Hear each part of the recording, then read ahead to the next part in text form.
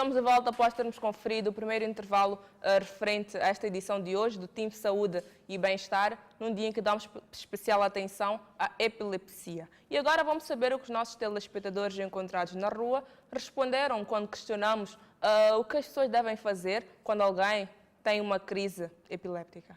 Acompanhe. O que se deve fazer quando alguém entra em crise epilética? Não tenho a certeza, mas eu já li que tem que se meter dois dedos na boca, manter a pessoa de costas, evitar que ela morda a língua. Parece que é isso. Temos que encaminhar o nosso doente ao médico e ter ajuda humana como o seu próximo.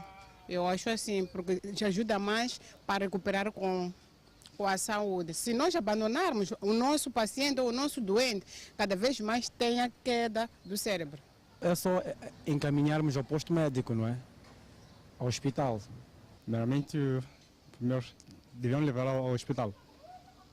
E de seguida, os médicos irão recomendar os passos a seguir para decorrer.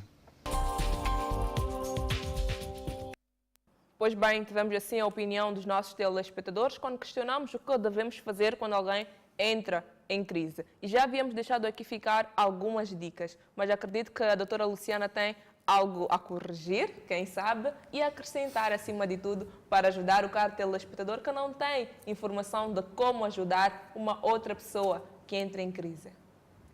Ok, muito obrigada.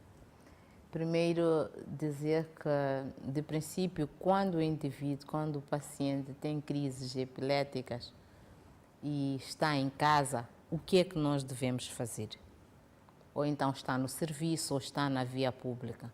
O que é que nós temos que fazer? Temos que primeiro tirar este paciente de algum local onde possa ter risco de vida, porque a epilepsia, como é uma doença que surpreende, que aparece de repente, o paciente não tem tempo, muitas vezes, de se aconchegar para não cair de qualquer maneira e magoar-se.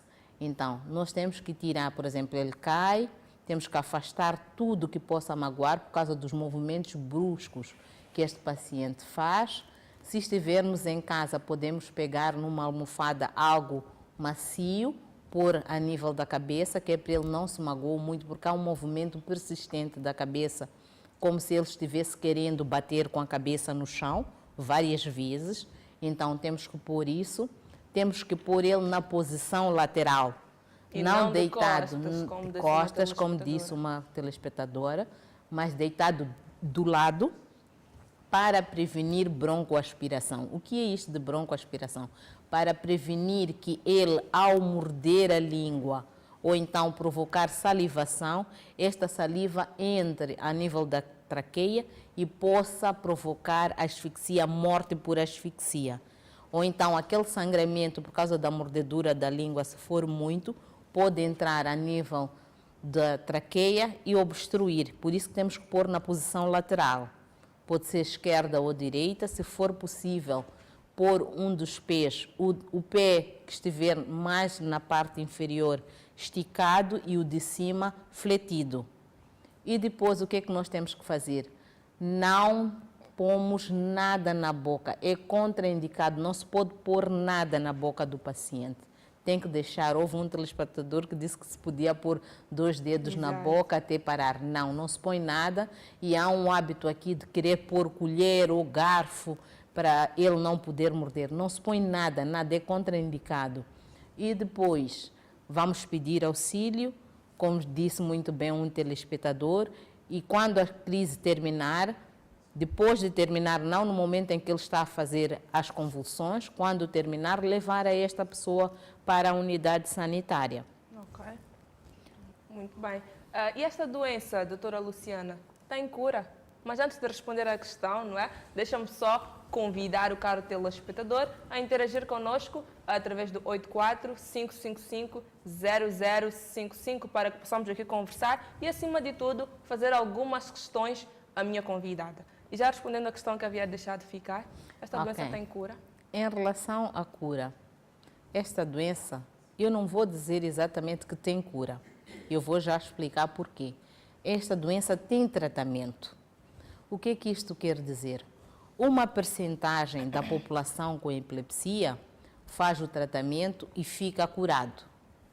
Mas tem outra população, outra parte da população que faz o tratamento e precisa fazer esse tratamento de forma crônica.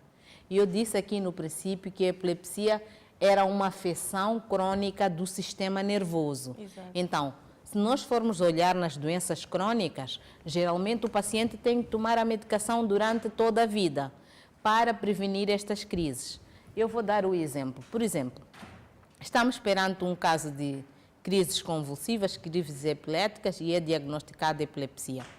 Geralmente o que é que nós fazemos? Fazemos o tratamento pelo menos 2 anos, desde que seja um paciente aderente, um paciente que cumpre com a medicação, que cumpre com a prescrição médica, com as recomendações médicas e, passado esse tempo, este paciente não apresenta nenhuma crise durante este período, nós fazemos aquilo que nós chamamos de desmame.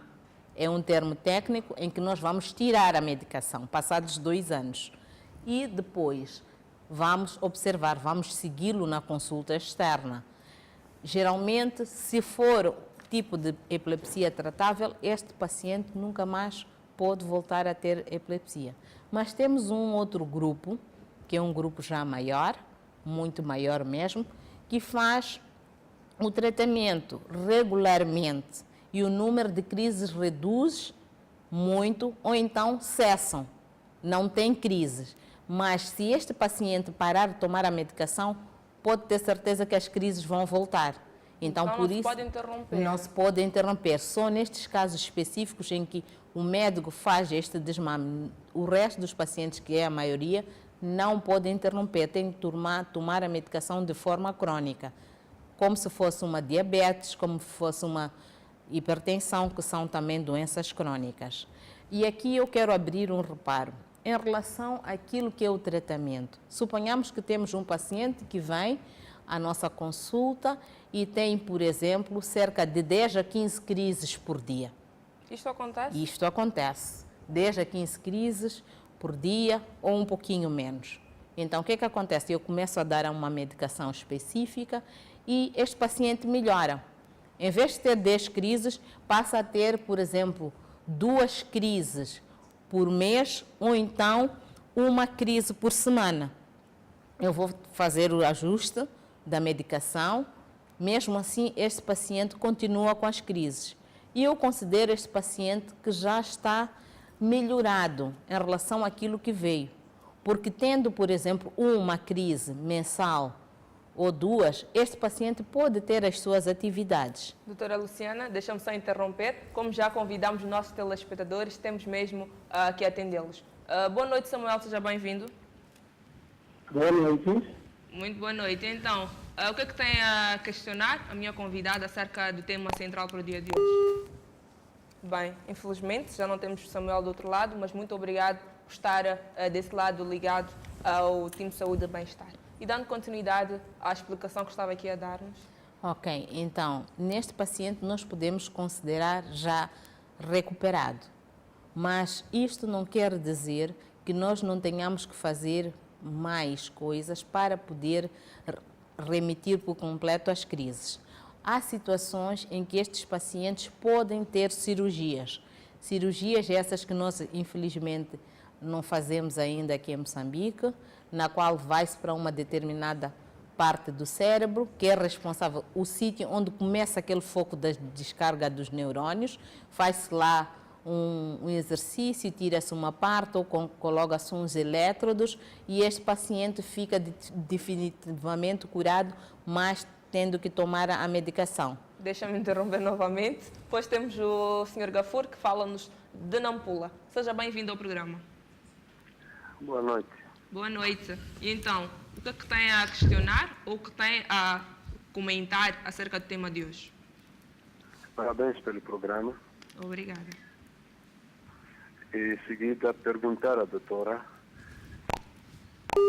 Opa, infelizmente, perdemos aí o nosso telespectador, o Gafur. Mas olha, meu querido, se puder, volte a tentar ligar para poderes expor a tua questão. E falando desta cirurgia que infelizmente não faz-se ainda a nível de Moçambique, dando continuidade.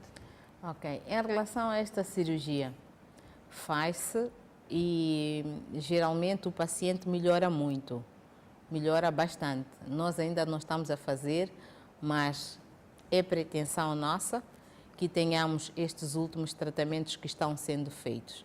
Aqui quero alertar e pedir Eu aos também quero pedir desculpas mais uma vez por terei que interromper. Os nossos telespectadores estão mesmo com vontade de participar do programa. E temos do outro lado o Paulo Machava. Seja bem-vindo ao programa. Sim, boa noite. Boa noite. Qual é a questão que tem a deixar ficar? Primeiro, agradecer o programa. Traz um ensinamento para nós, mas em parte tenho a dúvida para a doutora. Em relação ao processo vegetativo ou regenerativo dos neurônios, nós sabemos que no processo das crises há descargas que vêm acontecendo a nível cerebral, onde tantos neurônios, quer dizer, num processo, diríamos que estão sendo mortos, né? Agora, queria perceber se há possibilidade. Bem, Paulo, não conseguimos ouvi-lo perfeitamente. Podia resumir ou falar devagar? No processo entra em crise, Exato. devido às neurais que vão para a disfunção, eu quero saber, nesse processo, há que voltar a ter o processo vegetativo, isto é, voltar a recuperar neurônios que ficam no processo em que o paciente tem que... Bem, eu não consegui perceber perfeitamente aqui a questão que o Paulo pretendia deixar ficar. Não sei se a doutora conseguiu perceber. Eu provavelmente não sei se foi exatamente isso que ele quis saber. É assim, o que acontece geralmente é que há um grupo de neurônios ou totalidade de neurônios do cérebro que sofre uma descarga. Então, o que acontece exatamente? Estes neurônios, quando sofrem estas descargas, alguns deles podem ficar com lesão.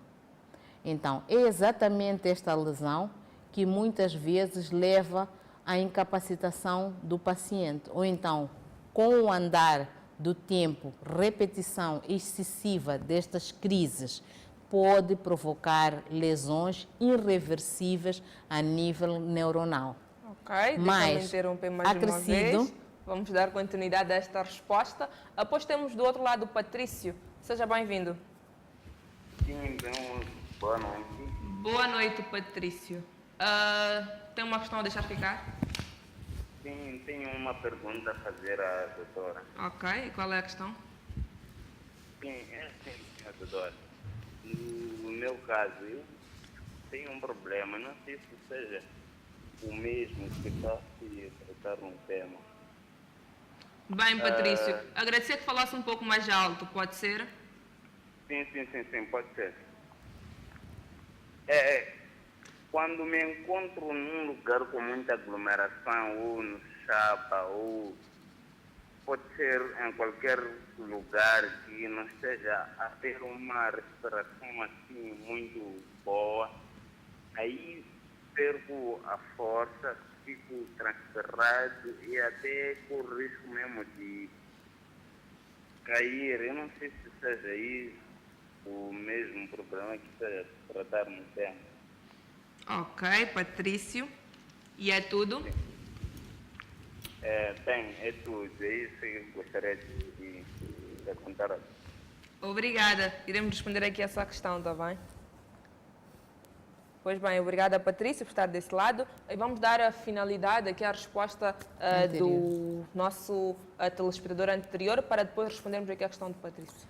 Ok. Então, o que acontece? Por causa destas repetições, destas crises, pode haver lesão dos neurônios. E há uma parte, os neurônios, geralmente, eles não se regeneram. O que é que se descobriu agora é que há uma neuroadaptação do cérebro, quer dizer o seguinte, que há uma determinada parte do neurônio que nós chamamos de axônio, que é como se fosse um braço do neurônio, tem a forma de uma cabeça e depois tem uma parte como se fosse um braço ou uma cauda. Então, esta parte, e tem os dendritos, esta parte aumenta as conexões, tá bem? As conexões aumentam, mas a parte principal pode ser lesada.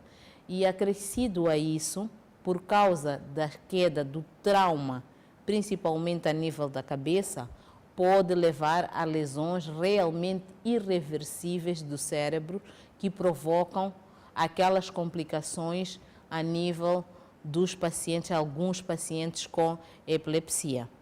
Tentando responder à pergunta do senhor Patrício, é o seguinte, em relação a esta sintomatologia toda que ele esteve a explicar, de medo ou então ficar transpirado quando está num sítio onde tem muita gente ou quando está dentro do chapa, com a sensação de falta de ar, que fica, como é que ele disse, que fica transpirado e quando sai do chapa tem aquela sensação de cair, eu acho que ele devia procurar ajuda médica a um centro de saúde. Geralmente, se está aqui na cidade de Maputo, já não me recordo muito bem, se está na cidade de Maputo, já há vários centros de saúde que nós temos técnico de psiquiatria, ele deve se dirigir, de princípio, a uma consulta de psiquiatria para tentar perceber que tipo de patologia é esta. Eu tenho mais ou menos uma ideia, mas não vou aqui avançar. É necessário que ela se dirija para lá e que se faça tratamento. Há aqui questões que era necessário fazer algumas perguntas para perceber melhor este quadro, mas eu já lhe vou dizer que este quadro é de fórum psiquiátrico e que pode ser tratado a nível da unidade sanitária mais próxima, onde poderá ter ajuda. Se estiver a ter dificuldades em relação a esta parte dos centros de saúde, pode se dirigir diretamente ao Hospital Psiquiátrico do Infolene e marcar uma consulta que será atendido e vão tentar resolver o problema do Sr. Patrício. Ok, ficou aí a resposta para o nosso telespectador. E doutora Luciana, quais podem ser as consequências da doença quando não tratada? Ok. As consequências são várias, principalmente naquelas situações, por exemplo, eu vou dar um exemplo que costuma acontecer muitas vezes. Um paciente tem epilepsia desde a infância. O que acontece muitas vezes é que esta criança é discriminada. Esta criança, muitas vezes, na idade escolar, não é levada à escola. Não leva esta criança à escola. Consequentemente, ela não vai ter trabalho. Ou então, se tiver um trabalho, não há de ser um trabalho assim tão bom para que ela tenha uma vida mais ou menos sustentável. Outro problema também que costuma acontecer como complicação da epilepsia não tratada é a queimadura, principalmente nas mulheres. Deixa-me mais uma vez interromper, pois tenho indicação que temos mais de um telespectador. Seja bem-vindo ao programa. Boa noite. Sim. Eu queria falar com a doutora. Sim. Fique à vontade. Sim. Tenho um problema de epilepsia. Sim. E quando já marquei a consulta, já falei com o médico, dizem que é crônica. Sim. E quando eu tenho as crises, eu consigo controlar as minhas crises. Sim. Eu consigo controlar. Quando as crises vêm, eu fico num sítio sentado, espero as crises passarem e consigo regenerar sozinho e volto a andar. E queria perguntar se isso é possível, porque eu ouvi a doutora dizer que não é possível, não era possível. Ok. E desculpa, qual é o seu nome? Príncipe. Não percebi. Príncipe. Prince. Sim. Muito bem, meu querido. Obrigada por estar desse lado ligado ao programa. E é tudo? Sim, é tudo. Obrigado. Pois bem, vamos aqui responder a sua questão. Mas antes vamos finalizar ao que estávamos aqui a dizer, quando alguém não trata a doença, quais podem ser as possíveis consequências? Ok. Então, eu ia dizendo aqui que outra consequência é a queimadura, principalmente na mulher, porque nós sabemos que a mulher é o pilar da casa. Ela é que cuida da casa, ela é que cozinha, assim por diante. Se esta mulher tiver epilepsia e estiver a cozinhar, principalmente num fogão com chama, eu disse aqui que era um fator de risco para desencadear a crise. Exato. E muitas vezes o que acontece? Estes pacientes queimam-se, por exemplo, a crise aparece enquanto está cozinhando ou a mexer a sua panela, aquele conteúdo que está na panela muitas vezes cai por cima deste paciente, porque ela tropeça ou pode cair por cima do fogão mesmo e queimar-se, até que a crise termine. Se não estiver por perto alguém para poder socorrer, já estamos a ver quais são as consequências. Para além deste tipo de consequências de complicação, também encontramos complicação a nível laboral. Por exemplo, estes pacientes que têm crises convulsivas não controladas, aqui é necessário referir não controladas. Deixa mais uma vez interromper, pois temos que atender o nosso último telespectador para esta edição. Boa noite, Samuel. Sim, boa noite. Eu queria perguntar à doutora, tenho o meu filho que está administrado pela cardiomedicina. Ele tem tido sintomas de dor de estômago quando está para chegar uma crise. Não conseguimos perceber, Samuel. Eu estou a dizer que tenho um filho que ele está sendo administrado pela cardiomedicina. E que ele, quando está quase a ter crise, tem dores de estômago. Queria saber se dando demais a cardiomedicina pode acalmar ou não. Ok. E é tudo? É tudo. Obrigado, Samuel. Então, doutora Luciana, podíamos aqui finalizar o que já estávamos aqui a dizer de uma forma breve, porque o nosso tempo já nos foge e ainda temos aí duas questões dos nossos telespectadores. Tá bem, vamos. Então, outra consequência é a nível da atividade laboral do paciente. Por exemplo, se ele tem uma atividade laboral na qual ele tem de subir, por exemplo, trabalha na área de construção, em que ele tem de trabalhar nas alturas, é um risco muito grande. Então, é necessário estar a fazer esse tipo de trabalho, se estiver com as crises controladas, pelo menos 2 anos, tomando a medicação sem crises. Aí ele já pode trabalhar, pode fazer este tipo de trabalho. Mas, se não estiver controlado, não pode. Isso eu também falo, por exemplo, em relação aos trabalhos em que ele tem risco, por exemplo, estar a manusear grandes máquinas. Também é um risco muito grande, porque pode aparecer a crise enquanto ele está fazendo este tipo de trabalho e provocar algum acidente e pôr risco tanto a vida do paciente como a vida das outras pessoas que podem estar por aí. Para além disso também é ter cuidado, principalmente no campo. Nós sabemos que há regiões onde não temos água, onde a população tem de ir buscar água. Então, geralmente estas mulheres ou estes homens que têm de ir buscar água e que tenham epilepsia, têm de ir na companhia dos outros, que é para, se tiver a crise, por exemplo, no momento em que está a tirar a água no rio, não cair no rio e afogar-se, também é outra coisa. Tem que ter cuidado ao tomar banho também no rio, e para que não tenha este tipo de consequências. Outra coisa que eu queria dizer em relação a, respondendo já à pergunta do senhor Prince, é o seguinte: disseram muito bem na unidade sanitária onde ele está sendo tratado que a epilepsia é crônica. Isto significa que o senhor Prince, de princípio, tem que tomar medicação todos os dias, que é para não ter estas crises.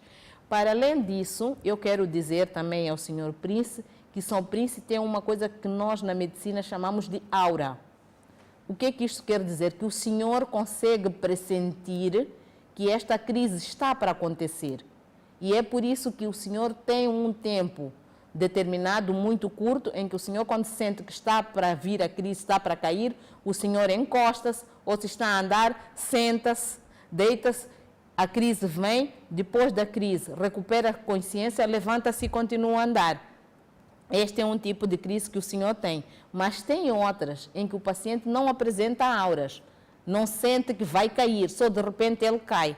Esta é a mais complicada, porque muitas vezes estes pacientes têm um traumatismo crânioencefálico, têm lesões do cérebro que ainda vão agravar ainda mais a sua própria situação. Em relação ao senhor Samuel, que falou da carbamazepina, em relação ao tratamento, existem vários medicamentos que podem ser utilizados e a carbamazepina é uma delas. Então, o que é que tem que fazer? de princípio, tem de ir à unidade sanitária, explicar que com a carbamazepina, de princípio, estas convulsões ainda continuam, qual é a frequência destas convulsões, se o número manteve-se ou se piorou, que é para o técnico que lhe está a assistir poder ver qual é a outra medicação que está disponível e dar ao seu filho. Dizer também que, em relação às pernas, ter dor nas pernas, eu não posso associar aqui se esta dor nas pernas tem relação com a epilepsia ou não. O que os pacientes queixam-se muitas vezes é de dor a posterior, por causa de uma contração extremamente forte dos músculos durante a crise, em que o indivíduo, depois de se mexer muito no corpo, fica ele como se fosse rígido mesmo. E nesse momento não é possível mexer ou contrair ou fletir o membro desse indivíduo. No final pode apresentar dor. E outra coisa que costumam a queixar-se os pacientes é da cefaleia, dor de cabeça depois das crises epiléticas. É outro sintoma que os pacientes podem aqui apresentar. Obrigada. Ok. Doutora Luciana, acredito que ficou aqui o essencial acerca do tema escolhido para a edição de hoje do Time Saúde e Bem-Estar, epilepsia. Tem uma mensagem breve a deixar ficar para os nossos telespectadores? Ok. Tenho uma mensagem de dizer, primeiro, que a epilepsia é uma doença crônica e que tem tratamento. Para além do tratamento, é necessário aqui perceber que a epilepsia é uma doença não contagiosa, é uma doença que não contamina e que o doente com epilepsia é um doente parecido a todos os outros. Pode ter a vida normal como todos os outros, pode trabalhar, pode ir para a escola, pode casar. Muito obrigada, boa noite.